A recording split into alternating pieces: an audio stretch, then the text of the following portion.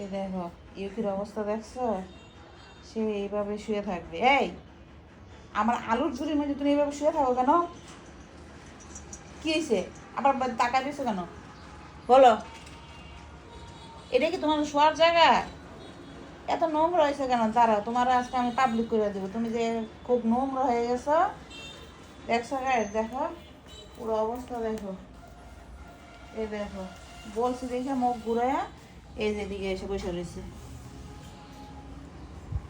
ওরে তোমরা বকা দিয়া দিবা, হ্যাঁ, যে তুমি এত নোংরার মধ্যে শুয়ে থাকো কেন?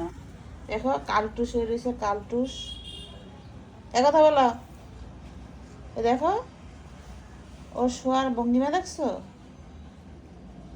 এই কি তুই কি দেখো, এ খাটের নিচে রাখি পেঁয়াজ আলু, এইগুলোর মধ্যে গিয়ে শুয়ে থাকবে। ওর মনে হয় কোথাও জায়গা দেয় না কেউ। তুমি কি বুঝাইতে চাও? হ্যাঁ, তোমাকে জায়গা দেওয়া হয় না বাসায়? তাহলে এবার থেকে বারান্দায় থাকবা, বুঝছো?